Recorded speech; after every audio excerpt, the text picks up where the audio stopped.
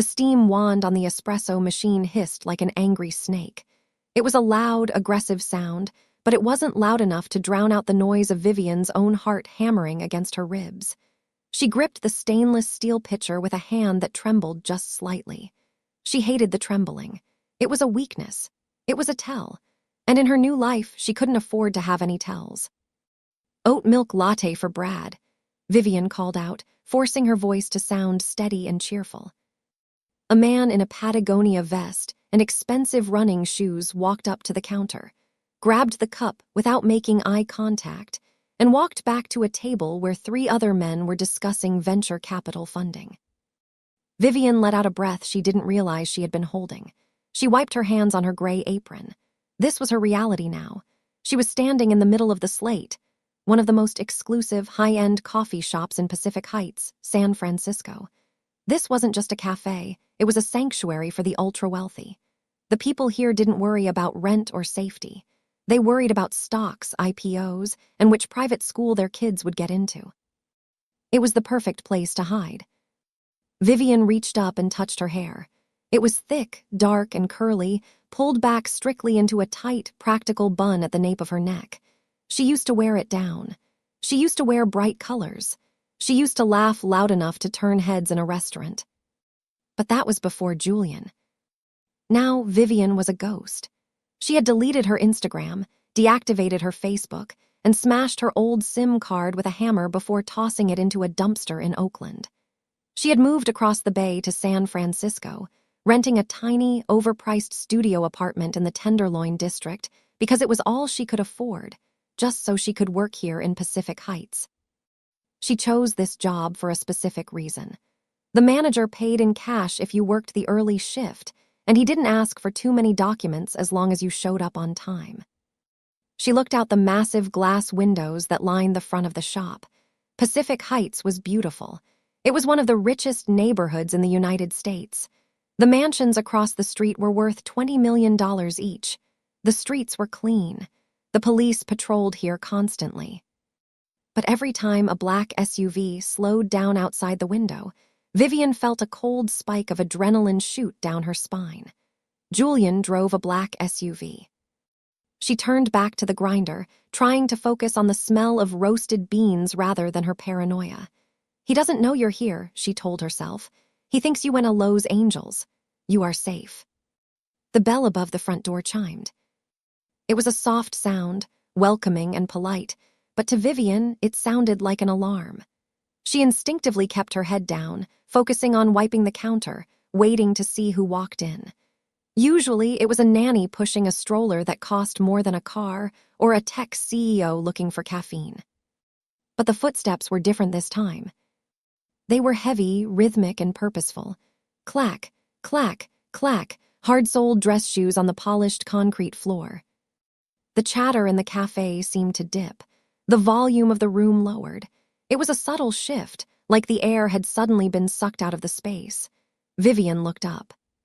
Standing in the doorway was a man who looked like he had just stepped out of a magazine spread for billionaires. He was tall, Korean, with sharp cheekbones and eyes that were dark, calculating, and utterly terrifying. He wore a navy blue suit that was tailored so perfectly it looked like a second skin. It wasn't flashy, but the fabric screamed money. He didn't look like a customer. He didn't look like he was here for a vanilla latte. He looked like he owned the block. This was Minho. Vivian didn't know his name yet. She only knew that he was staring directly at her. He didn't move toward the line where the customers were waiting. He bypassed the velvet rope entirely. He walked straight toward the counter, his gaze locked on Vivian's face. He wasn't smiling. He wasn't frowning. He was just analyzing her. It felt like he was reading the serial number on her soul. Vivian's hands froze on the counter. Her instinct was to run. Every alarm bell in her head was ringing. Is this him? She thought. Did Julian send someone? Is this a hitman?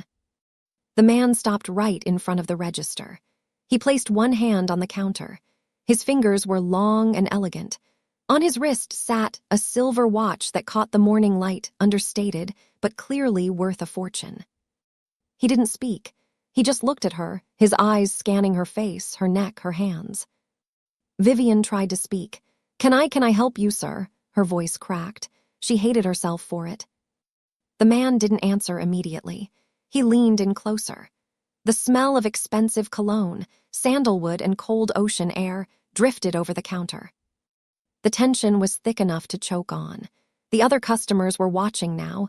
They knew who he was. Vivian could see the deference in their eyes. They were terrified of him, too. "Now, before we continue with what happened next, I need you to do something real quick.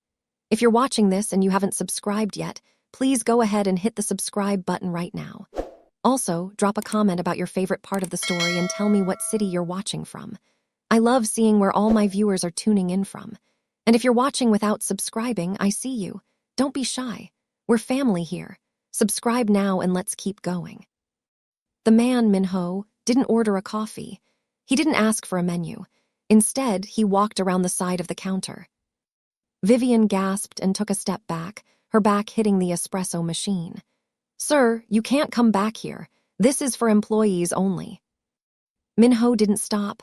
He walked right into her personal space.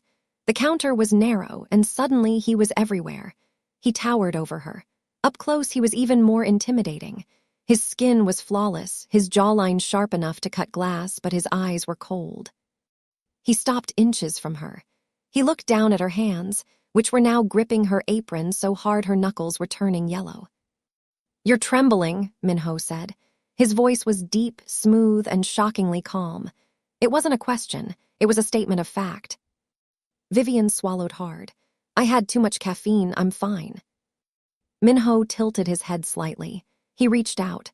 Vivian flinched, closing her eyes, expecting a blow, expecting violence, because that's what she was used to. But nothing hit her. She opened her eyes. Minho had reached past her to adjust the temperature dial on the grinder, but he wasn't looking at the machine. He was looking at her reaction. He had tested her.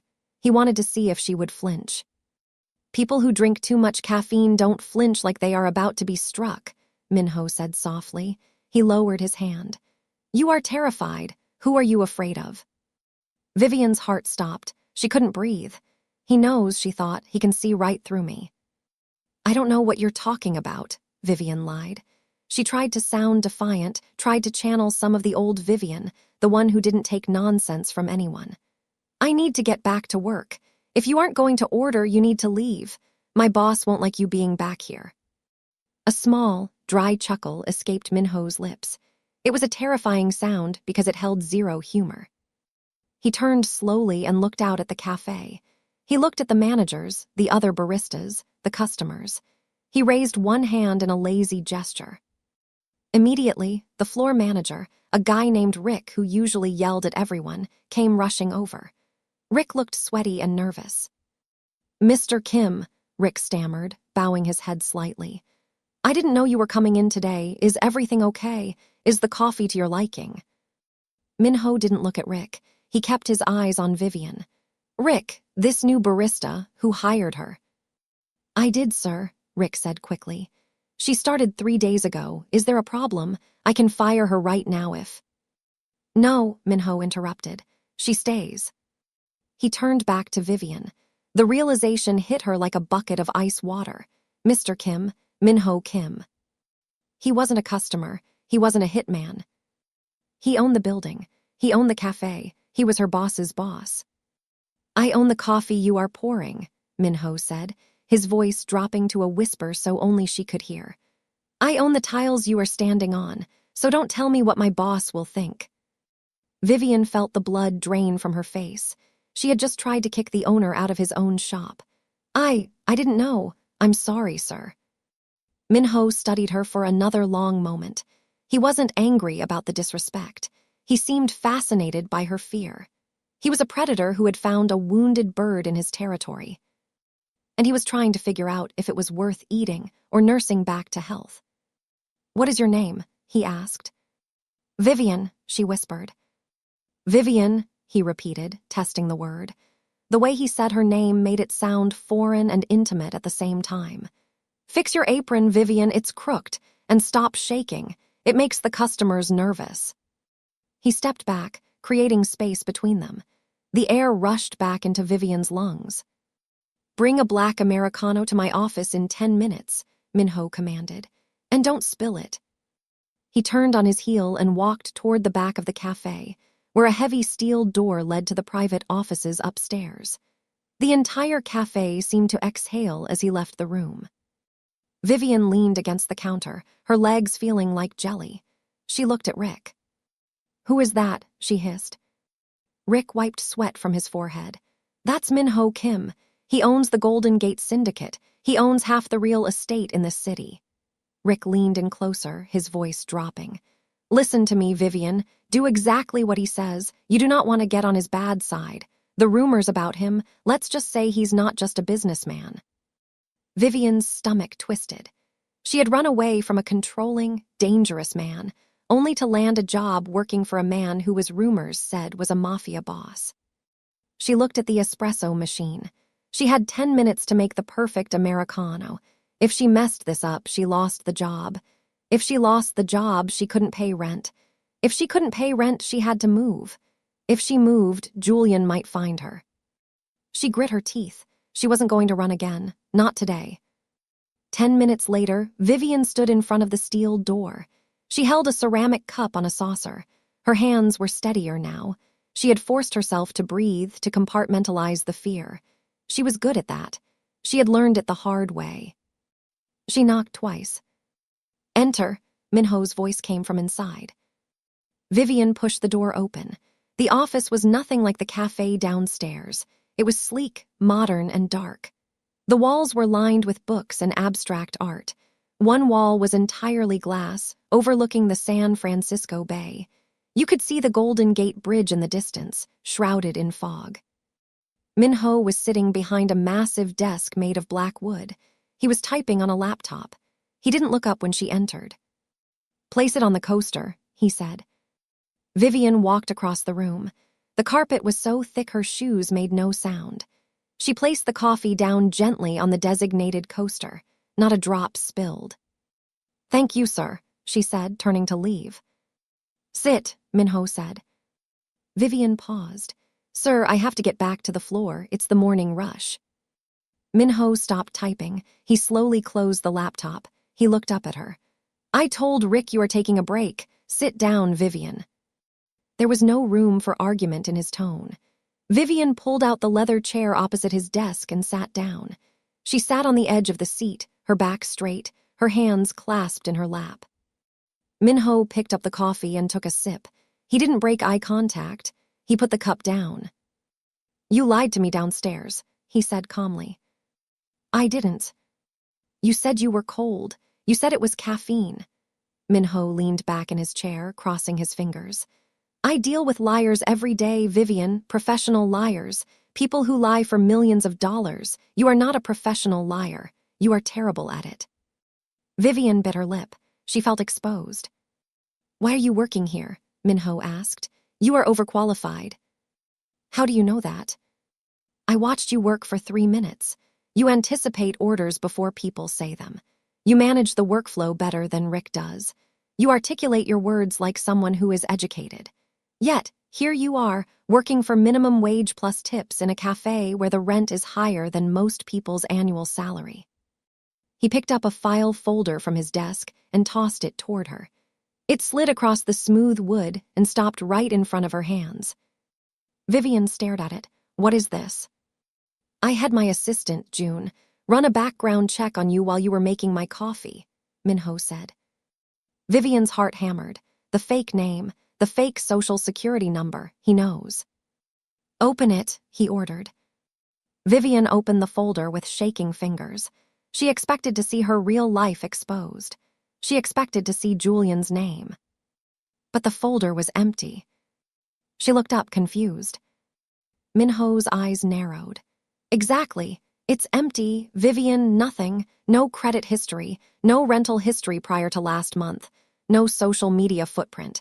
You didn't exist until 30 days ago." He leaned forward, his voice dropping to a dangerous whisper. "In my world, when someone doesn't exist, it means one of two things. They are either a spy or they are running for their life." He waited. The silence in the room was heavy. "I'm not a spy," Vivian whispered. Then you are running, Minho said. Who is chasing you? Vivian looked at the door. She wanted to bolt, but she knew she couldn't outrun him. And oddly, despite his intimidating aura, he wasn't threatening her. He was curious. It's personal, she said, her voice gaining a little strength. And it doesn't affect my ability to make coffee. It does if your pursuer walks through my front door and starts shooting, Minho countered sharply. My business is my sanctuary. I need to know if you are bringing a storm to my doorstep. Vivian looked him in the eye. He won't find me here. I was careful. You think you were careful, Minho corrected. But you are shaking because I walked in wearing a suit.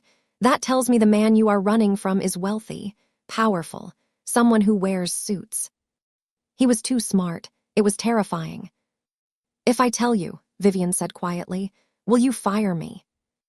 Minho looked at her. He saw the desperation in her eyes.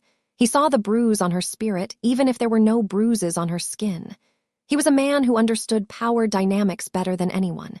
He hated bullies. He was a boss, yes, and he was ruthless, but he had a code. That depends, Minho said.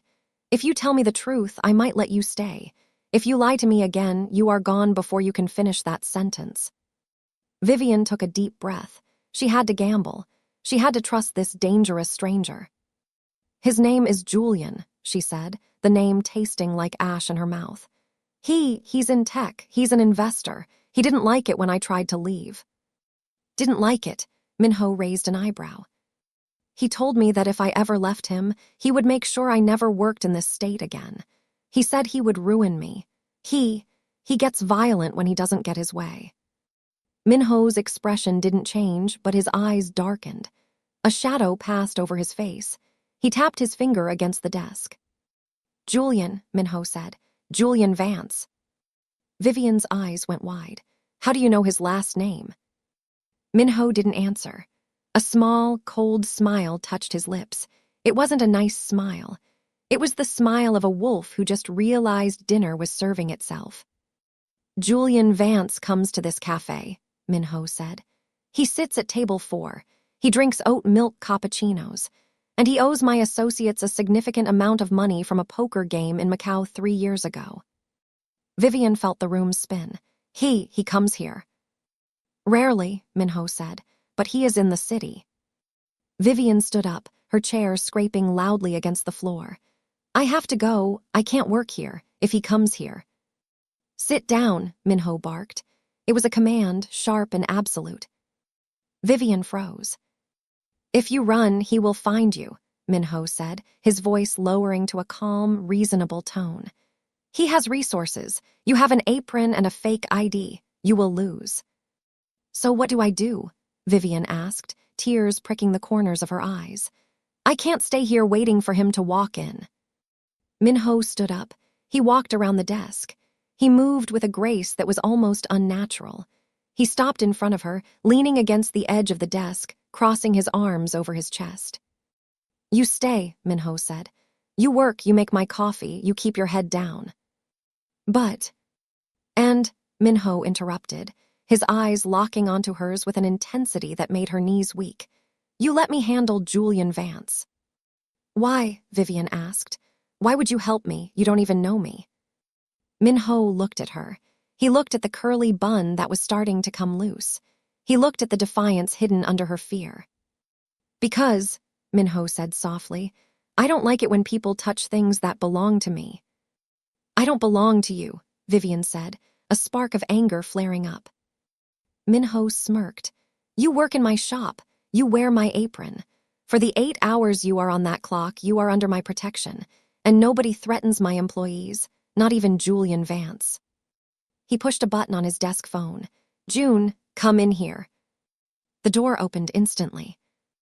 A younger Korean man in a sharp gray suit walked in. He held a tablet.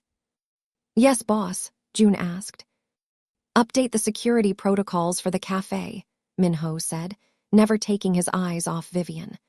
I want a guard posted at the rear exit, and flag Julian Vance's license plate in the perimeter system. If he gets within 2 blocks of this building, I want to know. Understood, June said. He glanced at Vivian, surprised, but asked no questions. He turned and left. Minho looked back at Vivian. Go back to work, Vivian. You're safe now. Vivian stared at him. She didn't know if she was safe or if she had just traded one devil for another. But looking at Minho, standing there in his navy suit like a king in his castle, she realized one thing. Julian Vance was scary, but Minho Kim was terrifying. And for the first time in months, she felt a tiny glimmer of hope. Because maybe, just maybe, it took a monster to scare away a monster. Thank you, she whispered. Don't thank me yet, Minho said, turning back to the window to look at the city he ruled. Just make sure tomorrow's coffee is hotter. The lunch rush in Pacific Heights was a different kind of beast. In other parts of the city, lunch meant people grabbing a sandwich and rushing back to cubicles. At the Slate, lunch was a social performance. The café filled with women in athleisure, where that cost thousands of dollars, discussing charity auctions, and young tech founders in hoodies pitching startups over matcha lattes. Vivian was drowning in orders. I need 2 oat milk cortados, dry. A woman in oversized sunglasses barked, not looking up from her phone. Coming right up, Vivian said, her hands moving automatically. She was in the zone. Grind, tamp, pull, steam, pour. It was a rhythm that usually calmed her, but today her nerves were frayed wires. Minho had been in the cafe for 3 hours. He hadn't left. He sat at a corner table, table 3, which offered a panoramic view of the entire floor and the street outside. He had a laptop open, and occasionally men in suits would come in, whisper something to him, leave a folder, and walk out. He looked like a king holding court. Every time Vivian looked up, she felt his eyes on her. He wasn't staring lecherously. He was watching her like a bodyguard watching a client. It was unnerving, yet strangely grounding. The fog that had blanketed San Francisco all morning began to lift, revealing the stark, bright California sun. It glared off the windshields of the cars passing by on the street. Vivian turned to the espresso machine to flush the group head. The noise of the cafe was a dull roar. Then she saw it. Through the floor-to-ceiling glass, a vehicle slowed down. It was a black Range Rover, tinted windows, custom rims. It looked exactly like Julian's car. It crept along the curb, crawling at a pace that suggested the driver was looking for someone. Vivian's heart stopped beating. The blood in her veins turned to ice. He found me. The thought was a scream in her mind. The cafe, the customers, the smell of coffee, it all vanished. All she could see was that black metal beast prowling outside the glass. She was holding a heavy ceramic mug in her left hand. Her fingers went numb. Crash. The sound was explosive. The mug hit the concrete floor and shattered into a dozen jagged white pieces. Hot water splashed onto Vivian's ankles, but she didn't feel the burn. She was paralyzed, her eyes locked on the car outside. The cafe went silent. The chatter stopped. The clinking of spoons stopped. Every head turned toward the counter. Rick, the manager, threw his hands up. Vivian, for God's sake, that's imported ceramic. What is wrong with you today? Vivian couldn't speak. She couldn't breathe. She needed to hide. She needed to duck behind the counter before the driver looked in. But her legs wouldn't move. She was a deer in headlights, waiting for the impact. The car stopped. The windows started to roll down. Vivian started to hyperventilate. This is it. This is the end. Suddenly, the view was blocked. A wall of dark blue fabric filled her vision. Minho was there. He had moved so fast that no one had seen him leave his table. He stood directly between Vivian and the window, his broad shoulders completely obscuring her from the street. He didn't look at the mess on the floor. He didn't look at the customers. He stood with his back to the window, facing her. Look at me, Minho commanded. His voice was low, cutting through the panic in her brain like a knife. Vivian looked up at him. His face was unreadable, but his eyes were intense. Breathe, he said. It's him, Vivian choked out, her voice barely a whisper. The car, it's him. Minho didn't turn around. He didn't even flinch. He reached out and placed a hand on the counter, leaning in to create a barrier of privacy around her. Don't look at the street, Minho said firmly. Look at my tie. Focus on the knot. Tell me what color it is. It's blue, Vivian stammered.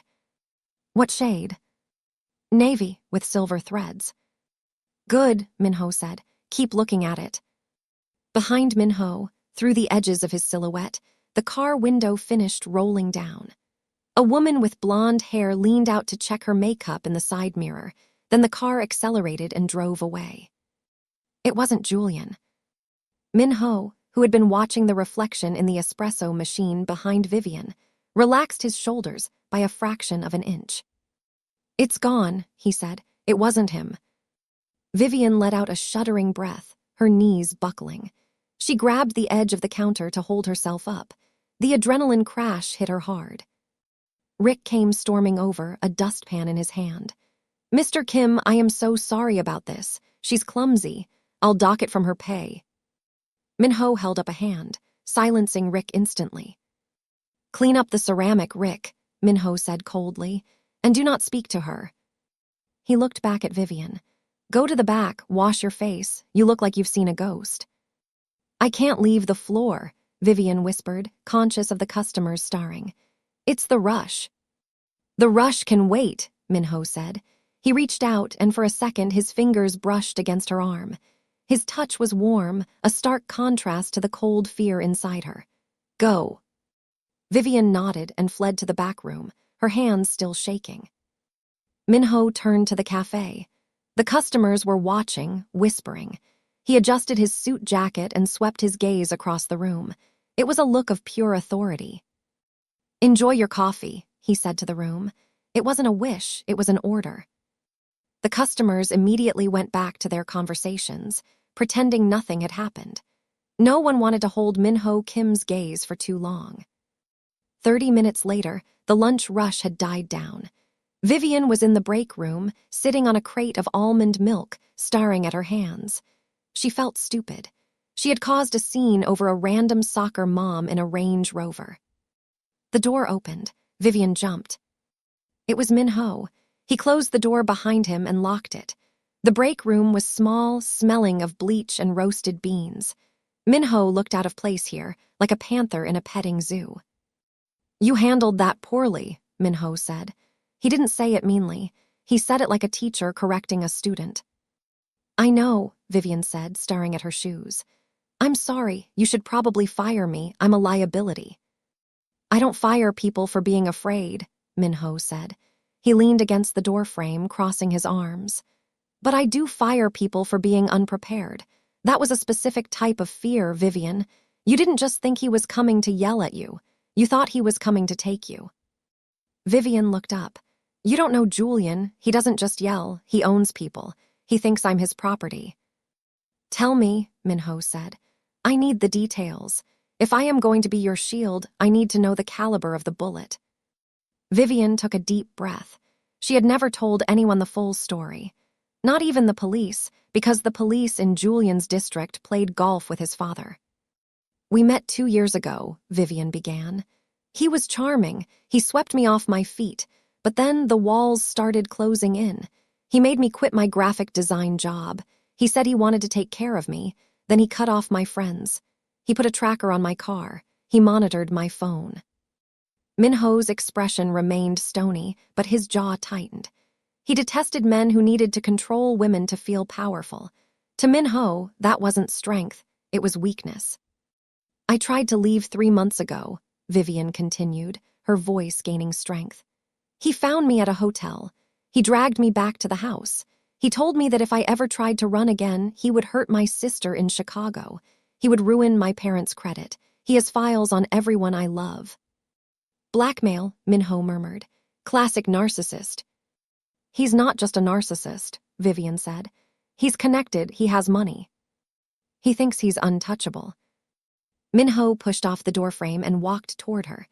The small room felt charged with electricity. In this city, Minho said quietly, there are different levels of untouchable. Julian Vance thinks he is a shark because he swims in a pond.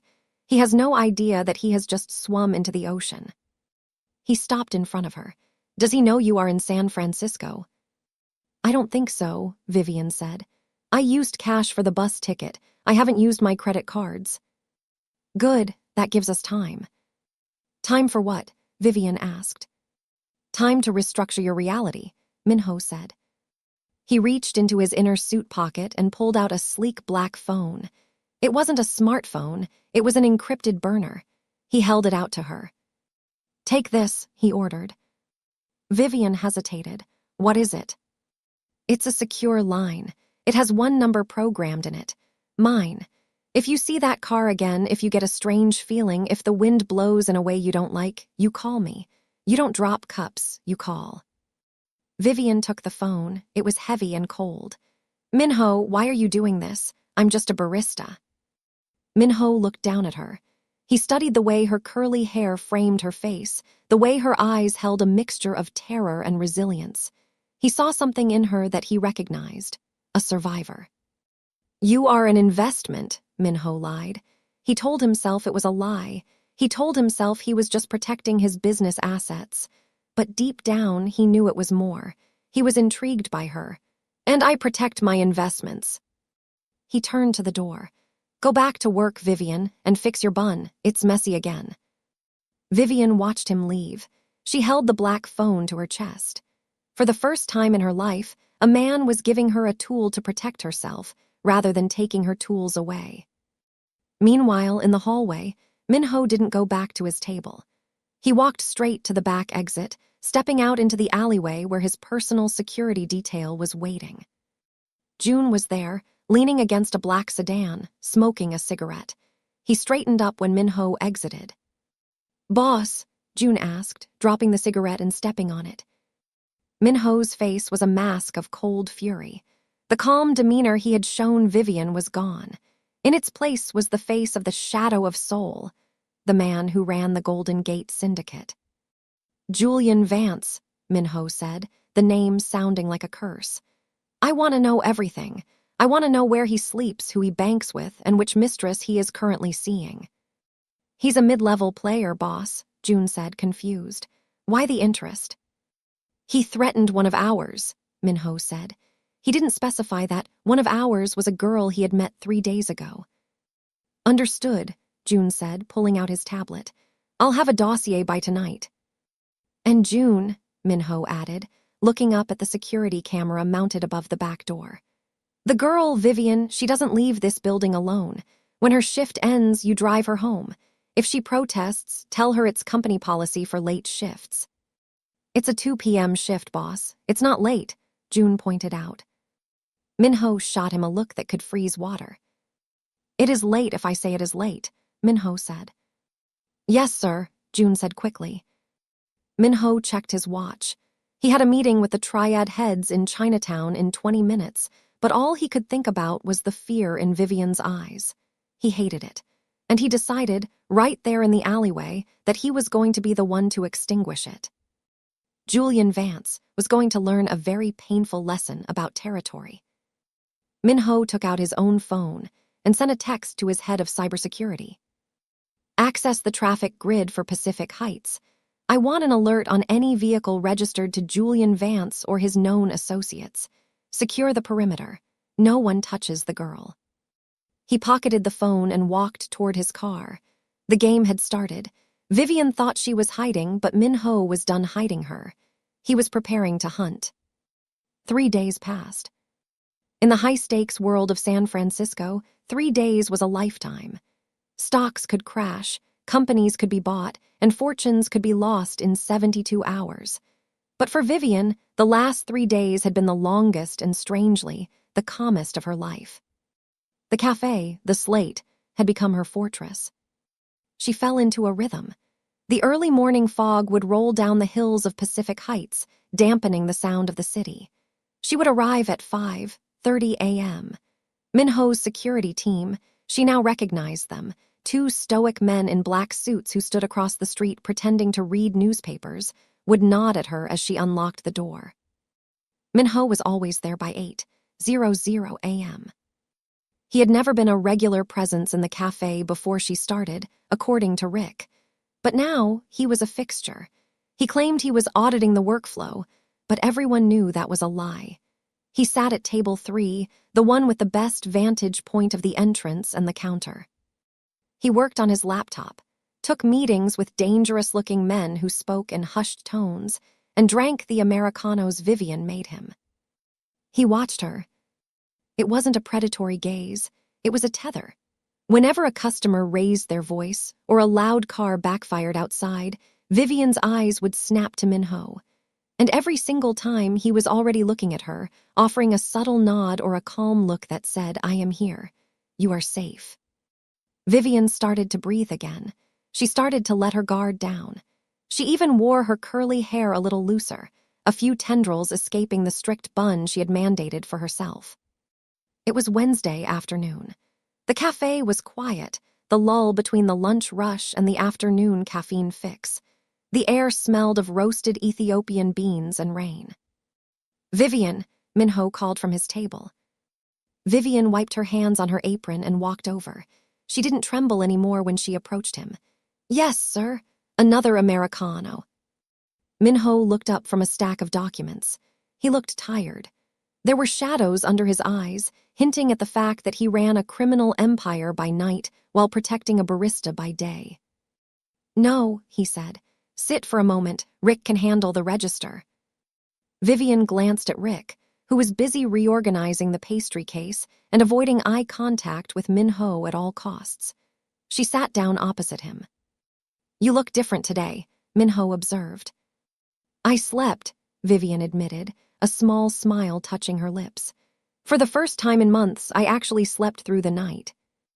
"Good," Minho said. He leaned back, the leather chair creaking. "Sleep is essential. Fear burns calories you need to replenish." "Minho," Vivian started, using his name. It felt bold, but he didn't correct her. "Why are you doing all this? The security outside, the drive home with June, I'm just nobody." Minho's eyes locked onto hers.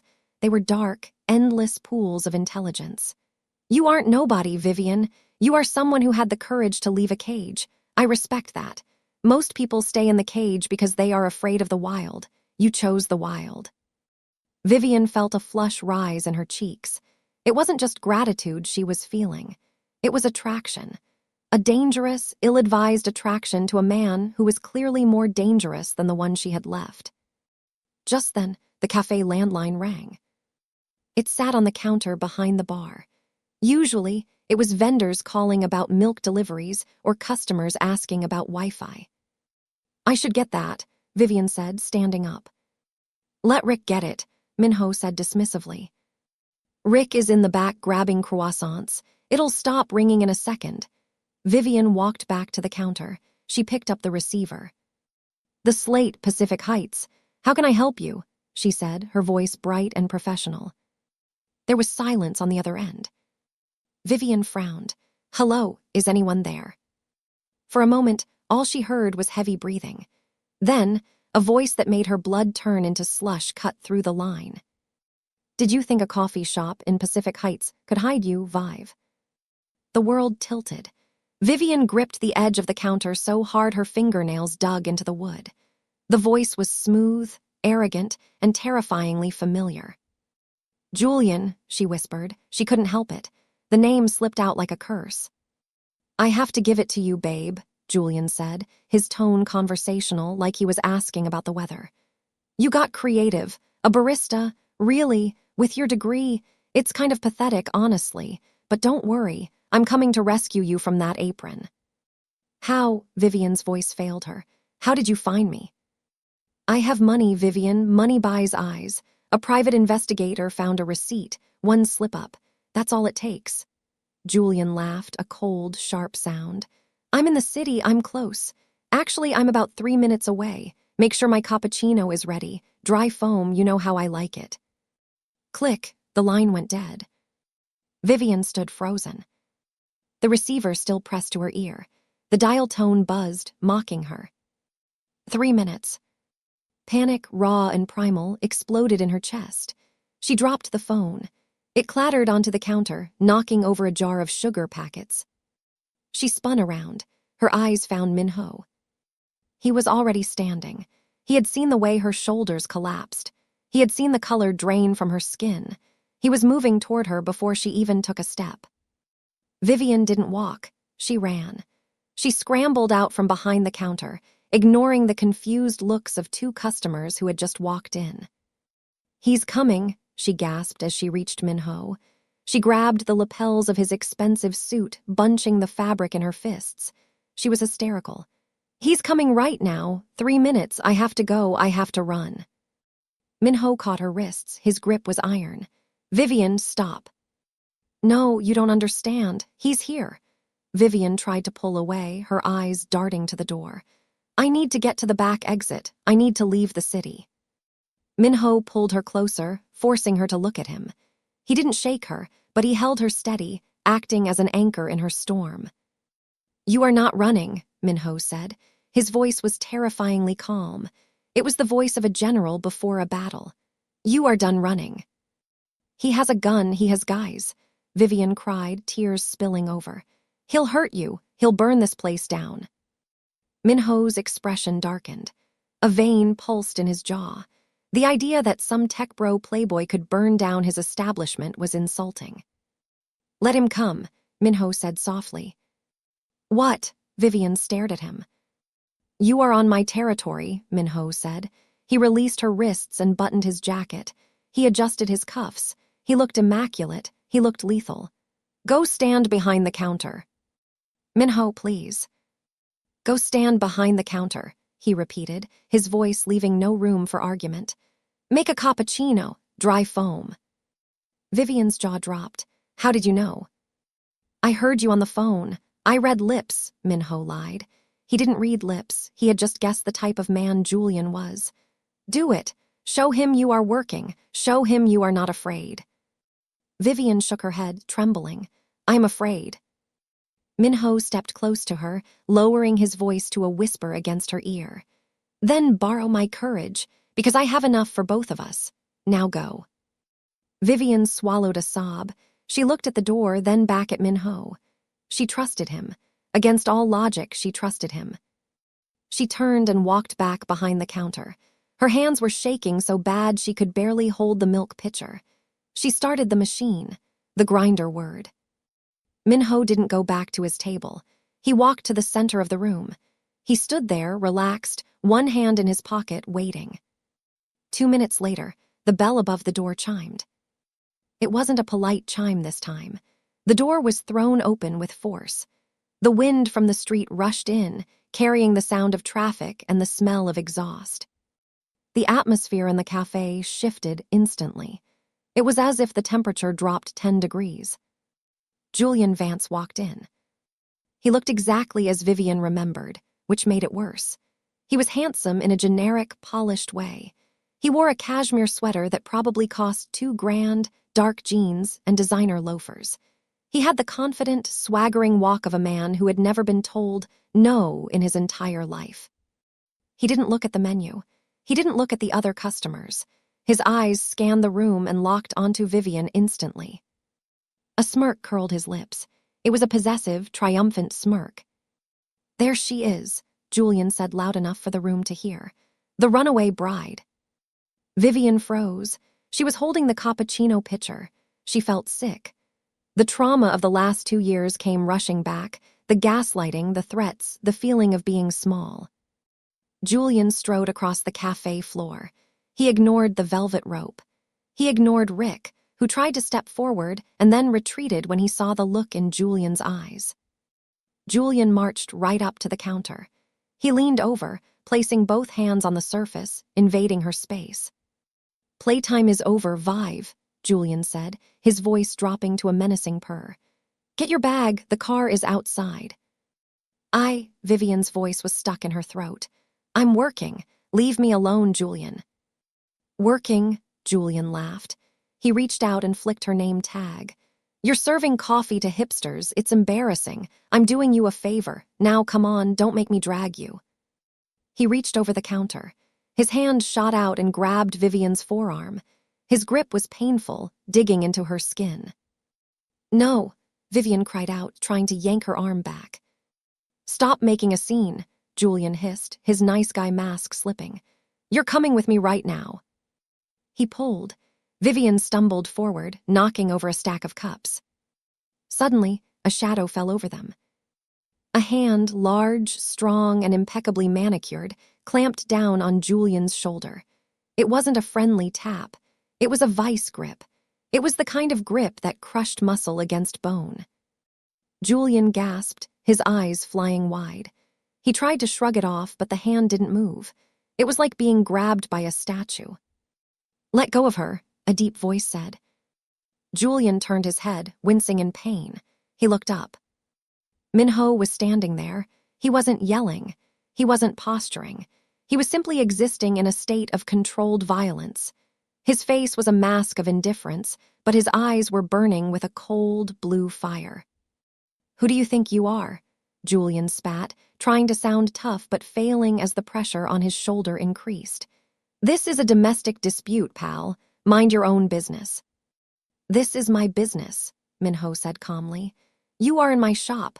You are shouting at my employee, and you are damaging my merchandise." He squeezed harder. Julian's knees buckled slightly. "Let go of me," Julian yelled, releasing Vivian's arm to try and pry Minho's fingers off his shoulder. "Do you know who I am? I can buy this dump and turn it into a parking lot by tomorrow morning." Minho didn't blink.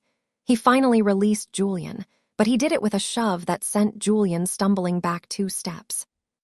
Julian straightened his sweater, his face red with humiliation and rage. He glared at Minho. Then recognition dawned on his face. He narrowed his eyes. He looked at Minho, suit. He looked at the watch.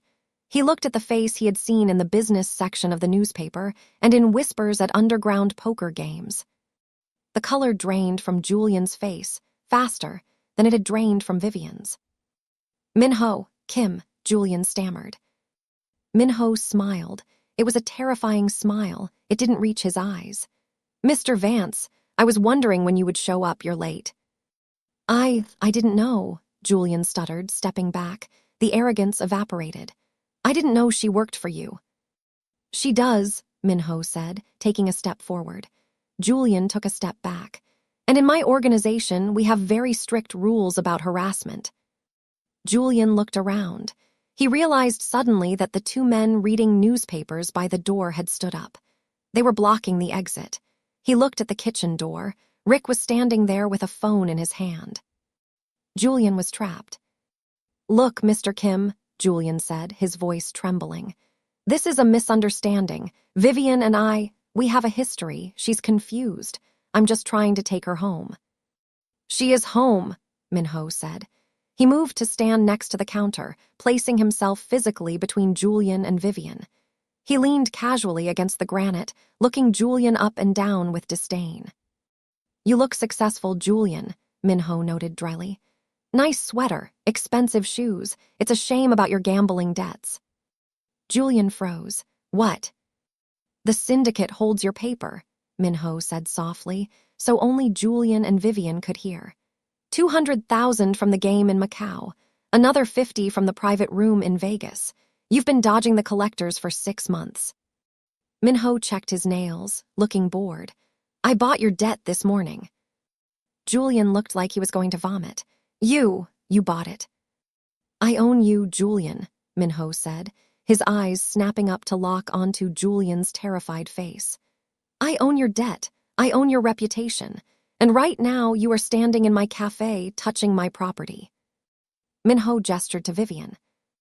"Bad move," Minho whispered. Julian looked at Vivian. He looked at Minho. He realized the colossal mistake he had made. He hadn't just tracked down an ex-girlfriend. He had walked into the den of a lion and tried to steal the lion's favorite toy. "I can pay," Julian squeaked. "I can wire the money today." "Money isn't the issue anymore," Minho said.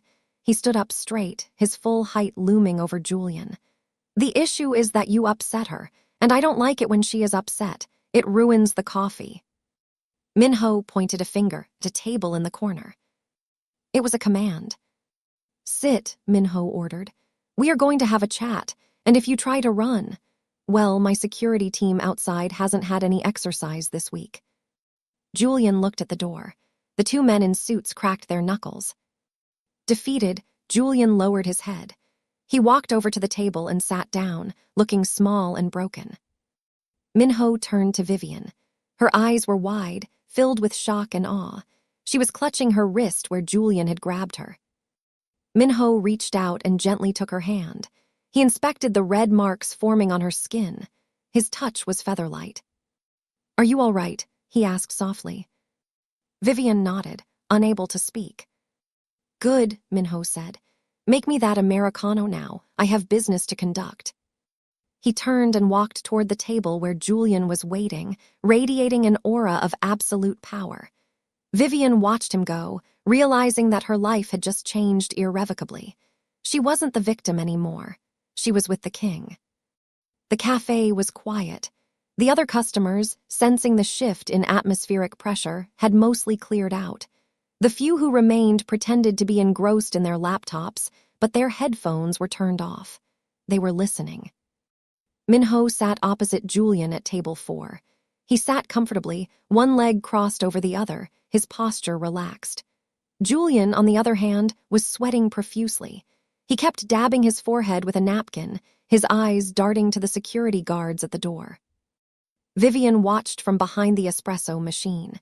She had made the Americano, but she hadn't brought it over yet. She was frozen, witnessing the dismantling of her nightmare. "So," Minho began, his voice low and conversational, "let's discuss your portfolio, Julian."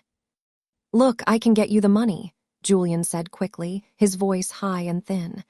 "I can liquidate some assets. I have a trust fund. Just give me a week." Minho shook his head slowly, as if disappointed in a child who couldn't grasp a simple math problem. "You aren't listening. I told you I don't want your money. Money is easy to get. Respect, that is harder currency." Minho leaned forward, placing his elbows on the table. "You threatened a woman under my protection. That is a direct insult to me, and insults in my world are expensive." "I didn't know," Julian pleaded. "I swear." "Ignorance is not a defense," Minho said coldly. He pulled out his phone. He didn't unlock it, he just set it on the table, screen facing Julian. "What is this?" Julian asked. Minho tapped the screen.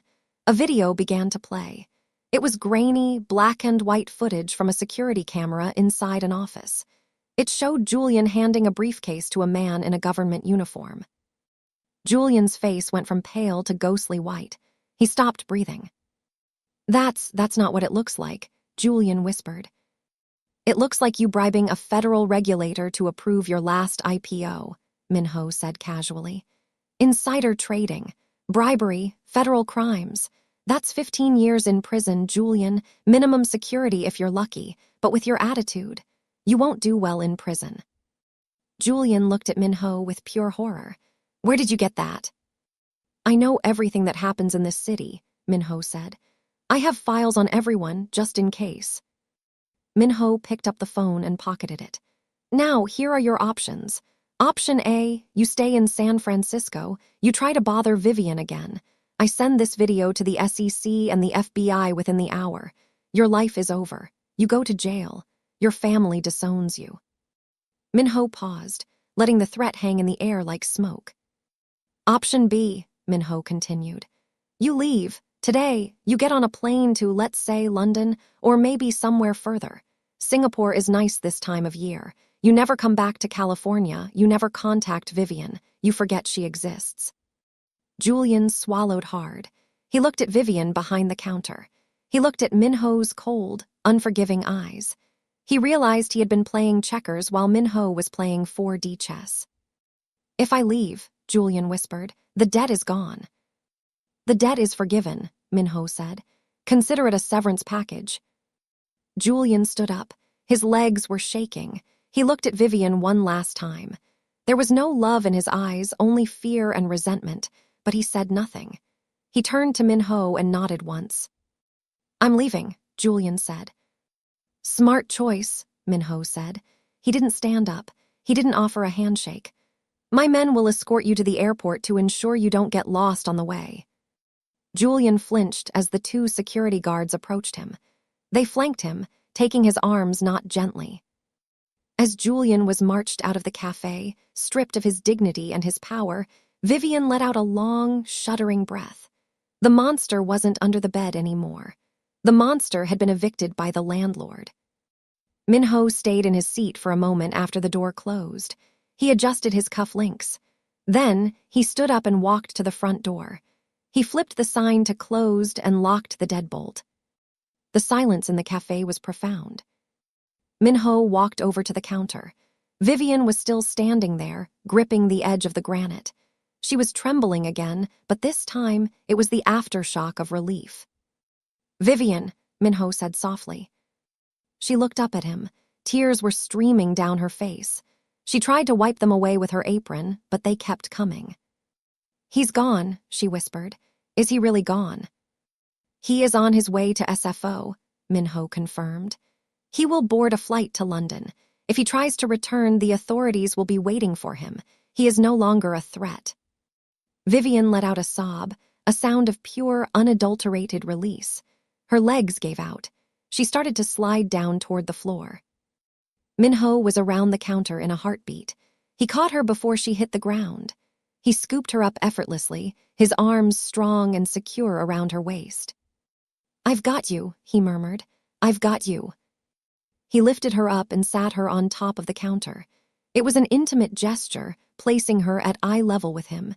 He didn't let go of her waist. "You saved me," Vivian said, her voice thick with emotion. "I don't know how to thank you. You barely know me, and you—" "I know enough," Minho interrupted. He reached out and brushed a tear from her cheek with his thumb.